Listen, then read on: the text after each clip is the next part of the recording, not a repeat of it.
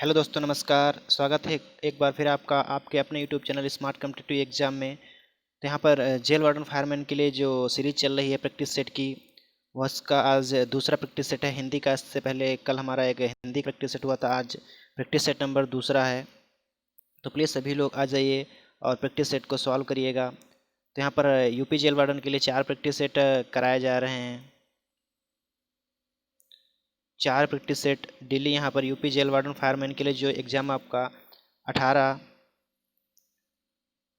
19 और 20 दिसंबर को है। 20 दिसंबर को जो आपका एग्ज़ाम जेल वार्डन फायरमैन की जो डेट है, उसके लिए यहाँ पर 4 प्रैक्टिस सेट आपको रोज़ाना यहाँ पर प्रोवाइड कराए जा रहे हैं। रीजनिंग का, हिंदी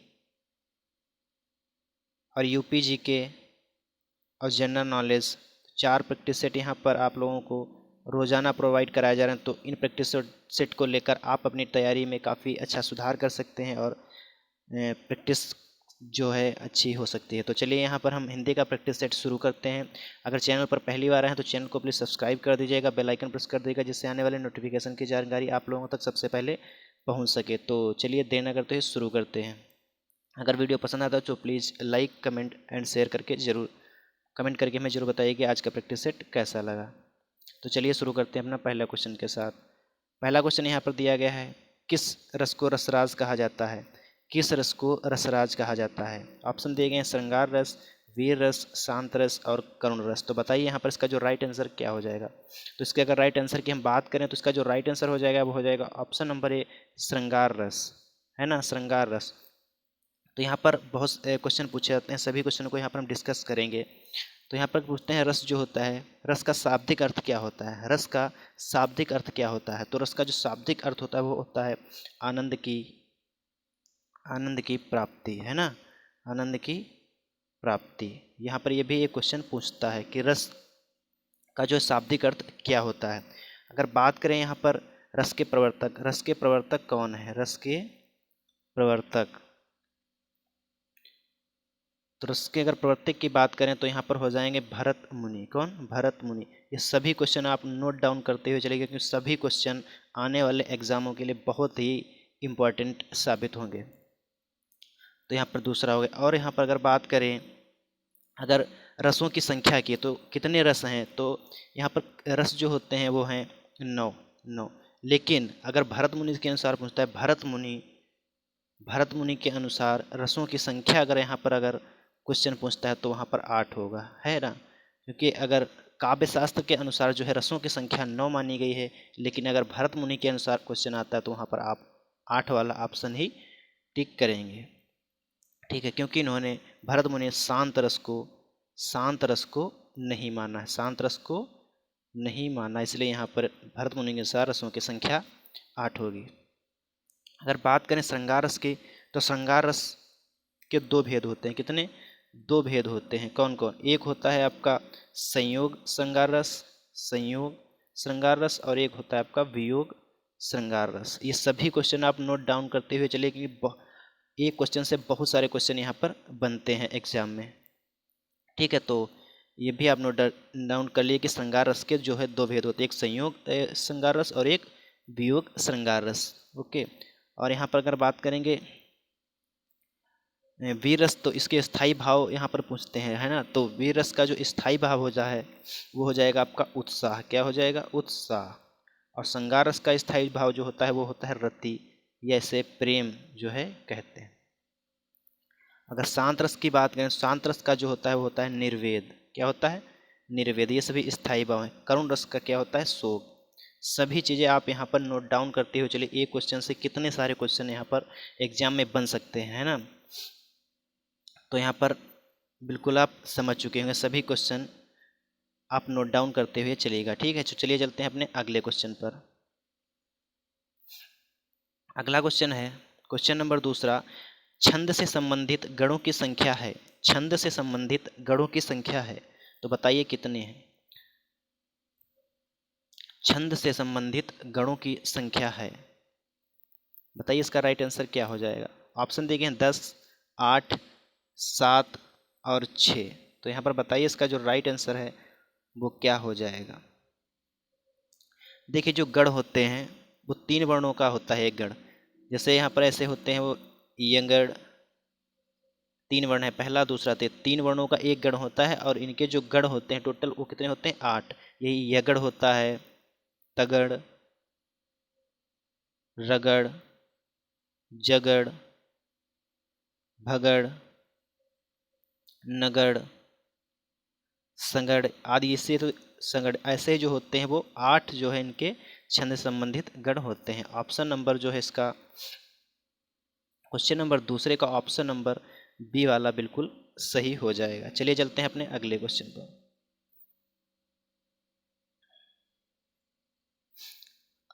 अगले क्वेश्चन पर चलते हैं। अगला क्वेश्चन है, वही मनुष्य है जो मनुष्य के लिए मरे, पंक्ति में कौन सा अलंकार है?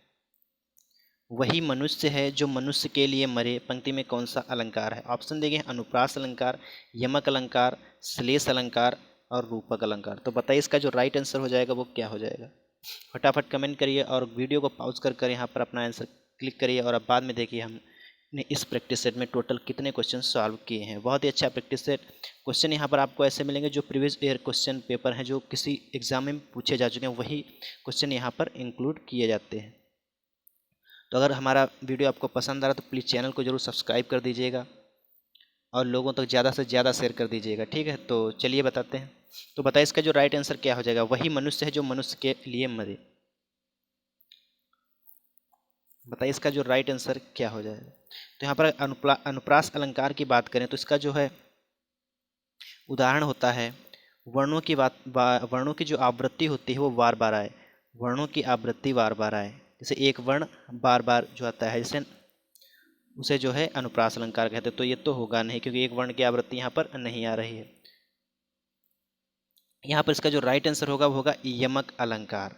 यमक अलंकार, यमक अलंकार का उदाहरण होता है एक वर्ण एक से अधिक बार आए, है ना। एक वर्ण एक से अधिक बार आए तथा उसका अर्थ अलग हो, है ना। देखिए एक वर्ण अनुष्य और मनुष्य, यहाँ पर वही मनुष्य है जो मनुष्य के लिए मरे। वही मनुष्य, एक शब्द 2 बार आया और दोनों के अर्थ यहाँ पर अलग अलग होंगे। जैसे यहाँ पर एक दूसरा उदाहरण यमक अलंकार होता है काली घटा का घमंड घटा। काली घटा का घमंड घटा, घमंड घटा। तो यहाँ पर देखिए काली घटा है ना, घटा घटा 2 बार आ रहा है और काली घटा का और फिर घमंड घटा, तो यहाँ पर 2 बार आ रहा है लेकिन दोनों बार इसके अर्थ अलग अलग। इसलिए यहाँ पर जो इसका जो राइट आंसर हो जाएगा वो हो जाएगा option number B. Option number B यहाँ पर बिल्कुल इसका करेक्ट आंसर हो जाएगा। चलिए चलते हैं अपने अगले क्वेश्चन पर।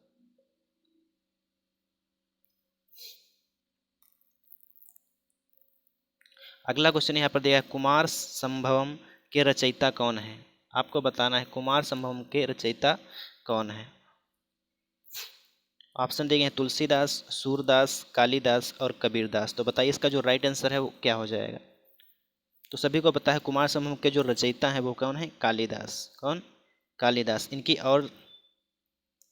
और भी रचनाएं हैं जैसे मेघदूत है, ऋतुसंहार, अभिज्ञान शकुंतलम है, रघुवंशम है। तो आदि बहुत सी रचनाएं जो है महाकवि कालिदास की हैं। और बात करें अगर हम तुलसीदास की, तो तुलसीदास की जो रचनाएं हैं रामचरितमानस, गीतावली, दोहावली, कवितावली, विनय पत्रिका, बहुत सी रचनाएं जो हैं तुलसीदास की हैं। सूरसागर की हैं। अगर बात करें यहाँ पर सूरदास की तो सूरसागर, साहित्य लहरी, सुरसावली तथा ये जो हैं सभी सूरदास की रचनाएं हैं। कबीरदास की बात करें तो यहाँ पर साखी, सबद, रमैनी जो है याद कबीरदास की रचनाएं होती हैं। तो आप सभी जो है अच्छे तरीके से सभी रचनाएं याद कर लीजिए। ओके, चलिए चलते हैं अगले क्वेश्चन पर। अगला क्वेश्चन यहाँ पर दिया गया है नाटक स्कंदगुप्त। नाटक जो है स्कंदगुप्त की रचना किसने की? ऑप्शन दिए गए हैं प्रेमचंद, जयशंकर प्रसाद, मालती जोशी, जैनेन्द्र कुमार। तो बताइए यहाँ पर इसका जो राइट आंसर हो जाएगा वो क्या हो जाएगा?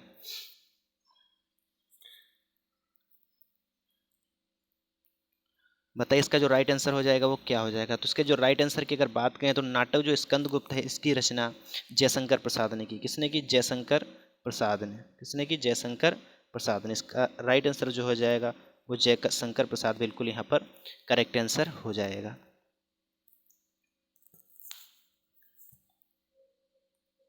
और यहाँ पर जो जयशंकर प्रसाद के नाटक हैं, जैसे आपका ध्रुवसामिनी हो गया, जन्मेज का यज्ञ हो गया, एक घूंट जो है, ये सभी जो हैं जयशंकर प्रसाद के नाटक हैं। ये सभी आप याद कर लीजिएगा, काफ़ी इम्पोर्टेंट हैं जो है रचनाएं या नाटक सभी के।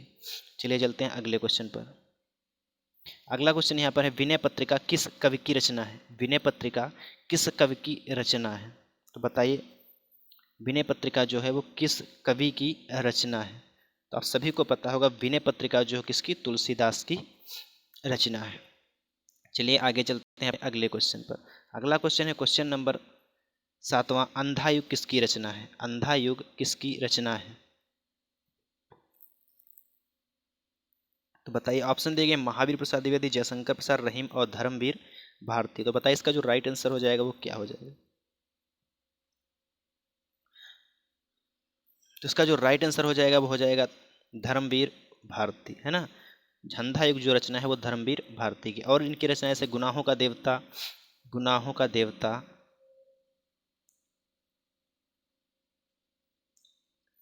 लब्ध प्रतिष्ठित, ये सभी जो हैं इनकी और काफ़ी कृतियां हैं। सभी आप नोट डाउन करते हुए चलिएगा। चलिए चलते हैं अपने अगले क्वेश्चन पर। अगला क्वेश्चन है, कोई आ रहा है, इस वाक्य में कोई किस प्रकार का सर्वनाम है? तो बताइए इसका जो राइट आंसर हो जाएगा वो क्या हो जाएगा?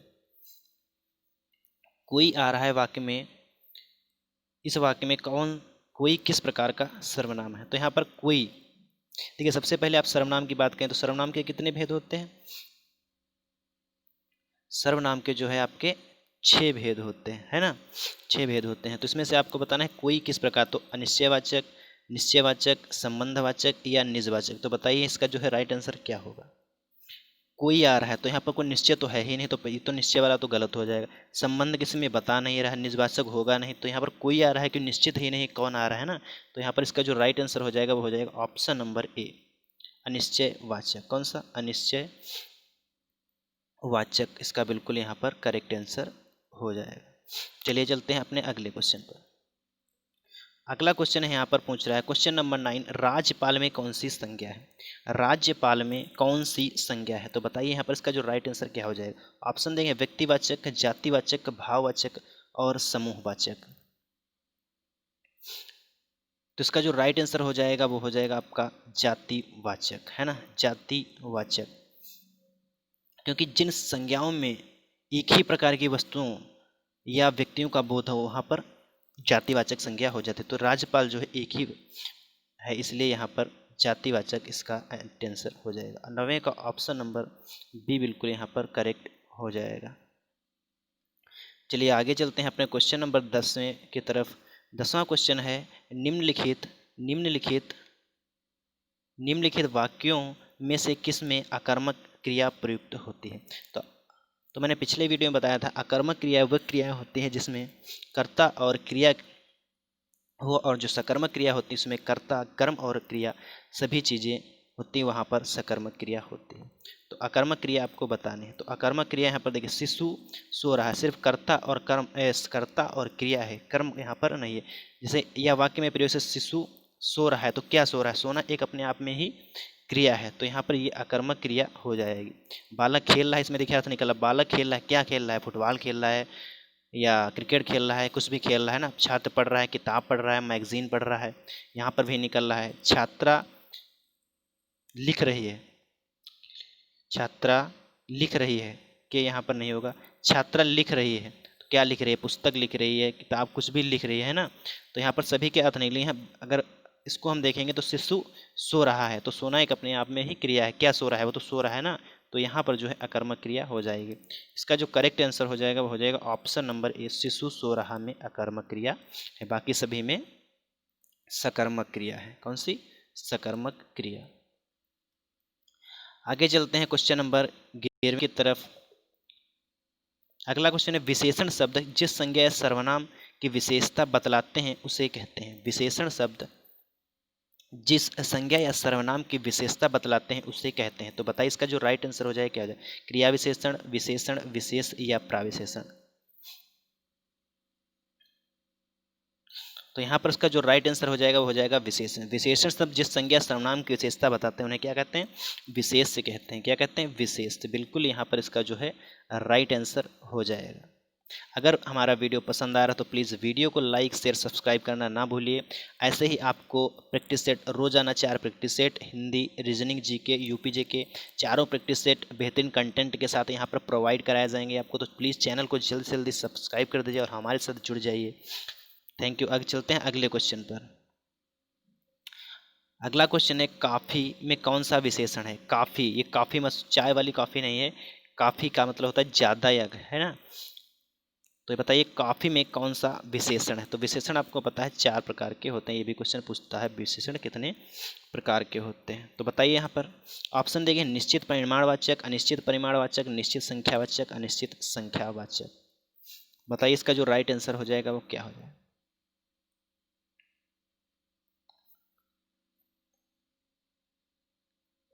तो यहाँ पर अगर बात करें काफ़ी, काफ़ी का मतलब होता है कोई भी निश्चित यानी काफ़ी या कम, जैसे कम है तो यह कोई निश्चित तो है नहीं ना, तो निश्चित परिणामवाचक होगा नहीं।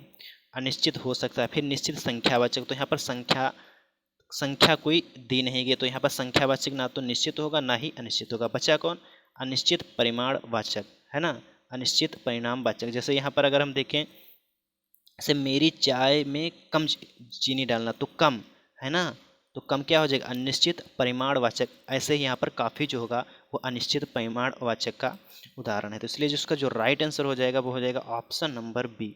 ऑप्शन नंबर बी यहाँ पर बिल्कुल करेक्ट आंसर हो जाएगा। आगे चलते हैं अपने क्वेश्चन नंबर 13 की तरफ। क्वेश्चन नंबर 13, अगर हिंदी की बात ध्वनि है, हिंदी की बात ध्वनि है, बताइए यहाँ पर बात ध्वनि कौन सी है। तो यहाँ पर आपके जो व्यंजन होते हैं, का वर्ग, क, च, ट, त और पा, है ना। तो ये हो जाएगा का वर्ग, चा वर्ग, टा वर्ग और ता वर्ग और पा वर्ग। तो कावर में क्या आते हैं, का खा गा घड़ा, चा छा जा झैया, टा ठा दा ता धा धा ना पा फा बा। तो पा में कौन आएगा, बा आएगा। पा फा बा भा मा, तो पा में आएगा। तो पा कौन सा हो जाएगी, यहाँ पर स्टिक होती है के टी एम 2, के टी एम 2। तो पहला वर्ण जो कंठ वाले हो गए। फिर तालव्य, मूर्धन्य और दंत और ओष्ठ। पा, तो पा फा बा इसी में तो आएगा ना, तो बाधन कौन सी हो जाएगी, ओष्ठ धन। ऑप्शन नंबर जो है बी बिल्कुल इसका जहाँ पर करेक्ट आंसर हो जाएगा। आगे चलते हैं अपने अगले क्वेश्चन पर। क्वेश्चन नंबर 14 है। क्वेश्चन नंबर 14 है, निम्नलिखित में से कौन सा वर्ण उच्चारण की दृष्टि से दंत्य नहीं है। तो यहाँ पर आपको बताना है कौन सा दंत शब्द नहीं है।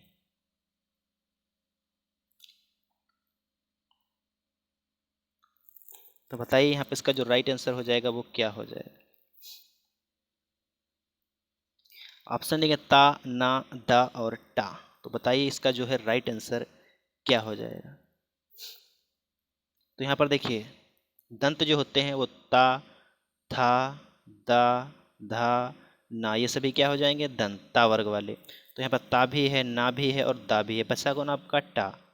टा जो है आपका दंत वर्ण नहीं होगा। टा जो होगा आपका का वर्ग,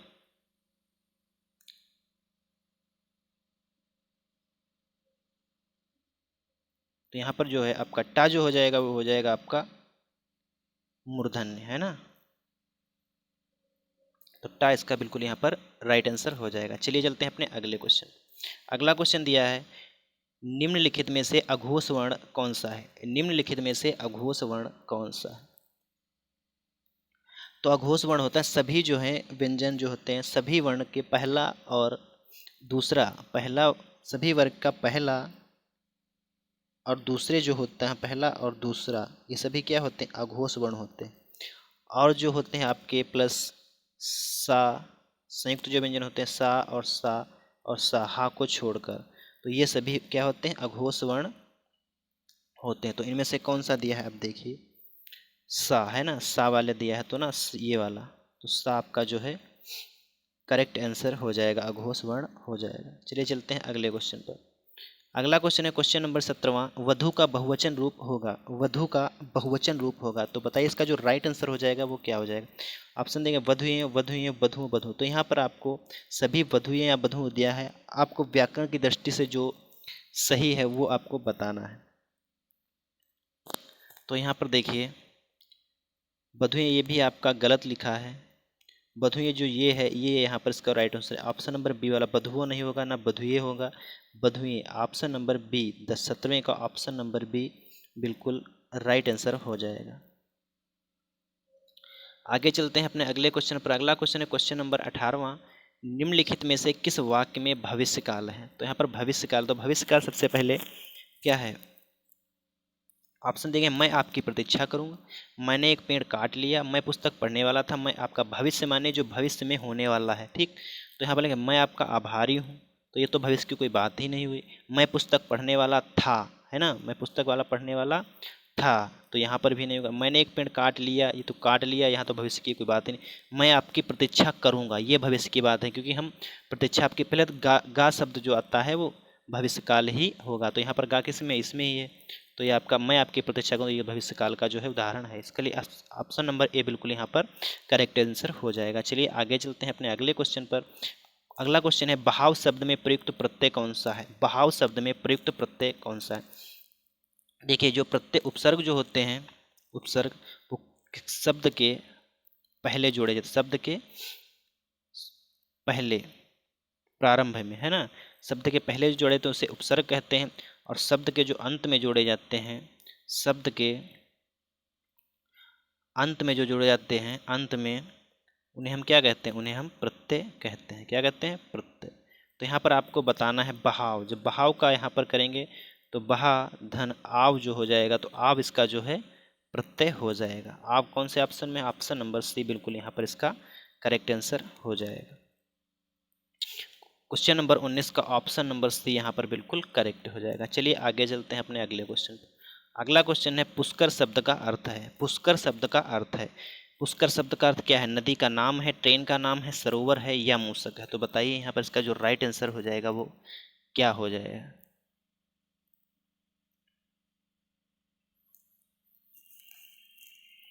बताइए यहाँ पर इसका जो राइट आंसर हो जाएगा वो क्या हो जाएगा। तो इसका जो राइट आंसर हो जाएगा वो हो जाएगा ऑप्शन नंबर सी, सरोवर, है ना, सरोवर। पुष्कर का जो है अर्थ सरोवर होता है। इसके अतिरिक्त और भी अगर पुष्कर के अर्थ हैं तो वहाँ पर जलाशय पुष्कर का अर्थ होता है, जलाशय, तालाब या पोखर, ये सभी जो है पुष्कर के अर्थ होते हैं। सभी चीज़ों को आप नोट डाउन करते हुए चले जाए, बहुत ही मोस्ट इम्पॉर्टेंट यहाँ पर हर क्वेश्चन में जितना भी बनता है उतना बताने की कोशिश करता हूँ। अगला क्वेश्चन यहाँ पर जटिल का अर्थ बताइए, जटिल का अर्थ बहुत बार यह क्वेश्चन पूछा गया है, तो यूपी ट्रिपल एस सी में बहुत ज़्यादा क्वेश्चन पूछा गया, जटिल का अर्थ होता है, क्योंकि ऑप्शन देंगे व्यर्थ, पेचीदा, असंभव और गंदा। तो बताइए इसका जो राइट आंसर होगा वो क्या होगा। तो जटिल का जो हो जाएगा वो हो जाएगा आपका पेचीदा। क्या हो जाएगा, पेचीदा। जटिल का जो अर्थ हो जाएगा वो हो जाएगा पेचीदा। ऑप्शन नंबर यहाँ पर बी बिल्कुल करेक्ट आंसर हो जाएगा। आगे चलते हैं क्वेश्चन नंबर 22 की तरफ। क्वेश्चन नंबर 22 कह रहा है गाढ़ा शब्द का विलोम शब्द होगा, गाढ़ा शब्द का विलोम शब्द होगा। तो बताइए इसका जो राइट आंसर होगा क्या होगा। तो सभी को पता होगा कि गाढ़ा का जो विलोम हो जाएगा वो हो जाएगा आपका क्या, पतला, है ना, पतला जो है गाढ़ा का विलोम हो जाएगा। और बात करें सुख की, तो सुख का क्या हो जाएगा विलोम, दुख, है ना। तो अगर ठीठ की बात करें, ठीठ का विलोम क्या हो जाएगा, विनम्र, है ना। तो सभी चीज़ें आप नोट डाउन करते हुए चलिएगा। इसका जो राइट आंसर हो जाएगा 22वें का ऑप्शन नंबर ए बिल्कुल करेक्ट आंसर हो जाएगा। आगे चलते हैं अपने अगले क्वेश्चन की तरफ। अगला क्वेश्चन है क्वेश्चन नंबर 23वां, चोटी का पसीना मेरी तक, सॉरी यहाँ पर कुछ गलत टाइप हुआ है, चोटी का पसीना एड़ी तक, है ना, एड़ी तक, एड़ी तक लीजिए, एड़ी तक, यहाँ पर ये नहीं होगा, चोटी का पसीना एड़ी तक आना, इस कहावत का अर्थ बताइए। चोटी का पसीना एड़ी तक आना, इस कहावत का अर्थ बताइए। ऑप्शन दिए गए हैं कूदना, प्रतिदिन कसरत करना, दौड़ना, कड़ा परिश्रम करना। तो बताइए इसका जो है राइट आंसर क्या हो जाएगा।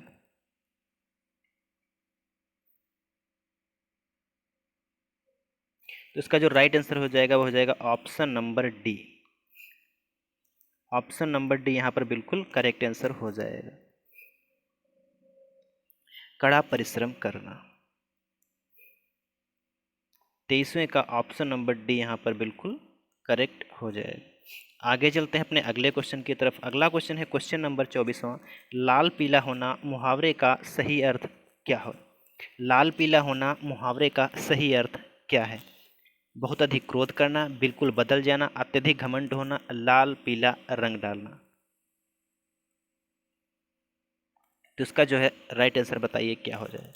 इसका जो राइट आंसर हो जाएगा वो हो जाएगा आपको बहुत क्रोध करना। लाल पीला एकदम जैसे लाल आग बबूला हो जाना या लाल पीला होना, तो क्या हो जाएगा बहुत क्रोध करना, इसका जो है राइट आंसर हो जाएगा। 24वें का ऑप्शन नंबर ए बिल्कुल यहाँ पर करेक्ट हो जाएगा। आगे चलते हैं अपने क्वेश्चन नंबर 25वां।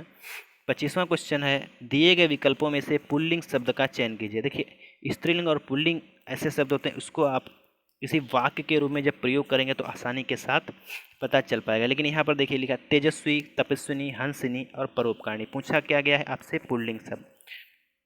तपस्विनी क्या हो जाएगी भाई, तपस्विनी तो स्त्रीलिंग है, हंसिनी परोपकारिणी तो सभी स्त्रीलिंग आपको ऐसे दिखाई पड़ रहे हैं। तेजस्वी है ना, तेजस्वी, तो तेजस्वी क्या हो जाएगा आपका पुल्लिंग शब्द हो जाएगा। ऑप्शन नंबर 25वें का ऑप्शन नंबर ए बिल्कुल करेक्ट यहाँ पर हो जाएगा। चलिए चलते हैं अपने अगले क्वेश्चन की तरफ। अगला क्वेश्चन है क्वेश्चन नंबर 26वां। जिसका इलाज ना हो सके उसके लिए उपर्युक्त शब्द है। जिसका इलाज ना हो सके उसके लिए उपर्युक्त शब्द है। ऑप्शन देंगे असाध्य, दुसाध्य, साधनहीन या श्रम साध्य। तो बताइए इसका जो है राइट आंसर क्या हो जाएगा। प्लीज़ अगर आप हमारे चैनल पर पहली बार आ रहे हैं, अगर वीडियो आपको हमारा पसंद आ रहा है, जेल वार्डन फायरमैन की आप लोग तैयारी कर रहे हैं, 19 या 20 दिसंबर को एग्ज़ाम होने वाला, तो प्लीज़ यहाँ पर हमारे चैनल को सब्सक्राइब कर लीजिएगा। चैनल को सब्सक्राइब कर दीजिएगा। अगर वीडियो पसंद आता तो वीडियो को लाइक करिएगा और कमेंट कर कर अपनी राय जो है हमें अवश्य बताइएगा कि प्रैक्टिस सेट जो है कैसा आपको लग रहा है, कंटेंट में क्या जो है आपको पसंद आ रहा है या नहीं। चलिए यहाँ पर इसका जो राइट आंसर की बात करें तो इसका जो राइट आंसर हो जाएगा वो हो जाएगा आपका असाध्य, है ना। जिसका इलाज ही ना हो सके उसे क्या एक कहते हैं, उसे असाध्य कहते हैं। 26वें का राइट आंसर हो जाएगा आपका ऑप्शन नंबर ए बिल्कुल यहाँ पर करेक्ट हो जाएगा। आगे चलते हैं। अगला क्वेश्चन है क्वेश्चन नंबर 27वां। मनोहर शब्द में संधि है। मनोहर शब्द में संधि है, तो बताइए इसका जो राइट आंसर हो जाएगा वो क्या हो जाएगा। जैसे मनोहर में अगर हम संधि विच्छेद तो इसका जो हो जाएगा मनः धन हर, है ना, मनः धन हर। जैसे यहाँ पर इसका उदाहरण की बात करें विसर्ग संधि की, तो विसर्ग के पहले जैसे ना आ और बाद में जितने भी सघोष व्यंजन होते हैं अथवा आ या रा ला वाहा हो, तब विसर्ग का जो है ओ हो जाता है। जब यहाँ विसर्ग का ओ जाए तो क्या हो जाएगा मनोहर, क्या हो जाएगा मनोहर। तो इसका जो मनोहर की संधि हो जाएगी वो हो जाएगी आपकी विसर्ग संधि, है ना, विसर्ग संधि। ऑप्शन नंबर बी यहाँ पर बिल्कुल इसका करेक्ट आंसर हो जाएगा। चलिए आगे चलते हैं। अगला क्वेश्चन है क्वेश्चन नंबर 28वां। किस समास में पहला पद संख्यावाचक होता है। किस समास में पहला पद संख्यावाचक होता है, तो बताइए इसका जो है राइट आंसर क्या हो जाएगा।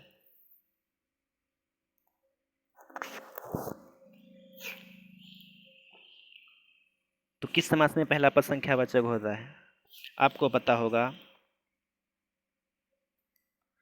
देखिए अव्ययीभाव समास होता है जिसमें जो है पहला पद अव्यय हो, है ना, पहला पद प्रधान होता है या अव्यय है, ठीक है ना, पहला पद प्रधान होता है या अव्यय होता है ना, अव्यय होता है उसे अव्ययीभाव समास कहते हैं। कर्मधारय की बात करें तो पहला पद जो है विशेषण, पहला पद क्या होगा विशेषण और दूसरा पद विशेष। पहला पद विशेषण और दूसरा पद क्या होगा विशेष।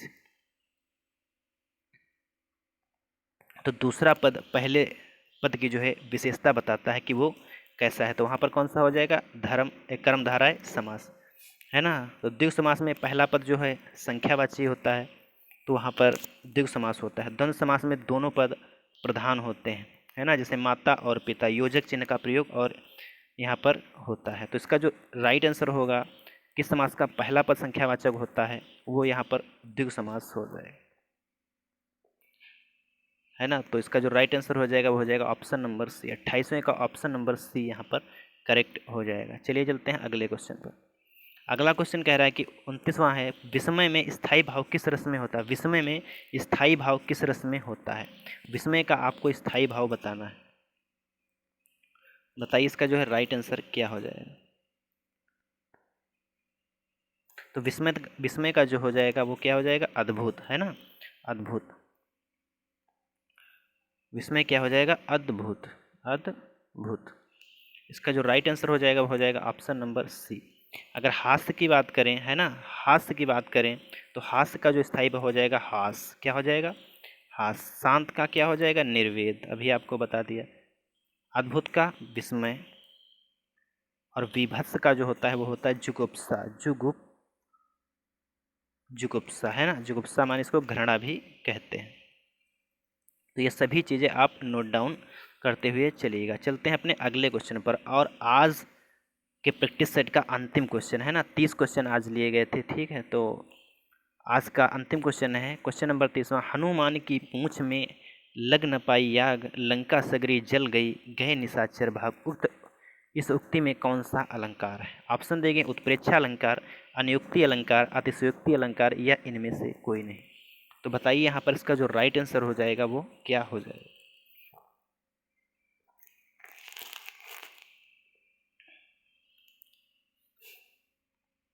तो यहाँ पर इसका जो राइट आंसर हो जाएगा वो हो जाएगा आपका अतिशयोक्ति अलंकार। अतिशयोक्ति अलंकार का यहाँ पर उदाहरण होता है किसी बात को बढ़ा चढ़ाकर पेश करना। क्या होता है, किसी बात को बढ़ा चढ़ाकर, क्या बढ़ा चढ़ाकर कोई चीज़ जब पेश की जाती है तब वहाँ पर अतिशयोक्ति अलंकार होता है। जैसे यहाँ पर लिखा है, हनुमान की पूंछ में लग न पाई आग, लंका सगरी जल गई, गए निशाचर भाग। इस उक्त में कौन सा अलंकार है। तो एक चीज़ यहाँ पर देखिए, हनुमान की पूंछ में आग भी नहीं लगी थी, ठीक है, और लंका सारी पहले ही जल गई और निशाचर सभी भागे। इतनी मतलब बढ़ा चढ़ाकर यहाँ पर जो है बात बोली गई है, इसलिए यहाँ पर जहाँ पर बढ़ा चढ़ाकर किसी बात को बोला जाए वहाँ पर आपका अतिशयोक्ति अलंकार होता है। इसका जैसे और दूसरा उदाहरण है, बालों को खोल कर मत चला करो, दिन में सूरज रास्ता भूल जाएगा, है ना। जैसे बालों को खोल कर मत चला करो, दिन में सूरज रास्ता भूल जाएगा। तो यहाँ पर एक बात है, कितनी बढ़ा चढ़ा कर यहाँ पर बात की गई है। अगर बालों को खोलकर आप चलोगे तो दिन में सूरज रास्ता भूल जाएगा, है ना, कितनी मतलब असंभव कार्य, इतनी बढ़ा चढ़ा कर जो है बात यहाँ पर की गई। इसलिए यहाँ पर जो है आपका राइट आंसर हो जाएगा वो हो जाएगा आपका अतिशयोक्ति अलंकार, ऑप्शन नंबर सी। 30वें का ऑप्शन नंबर सी बिल्कुल यहाँ पर करेक्ट हो जाएगा।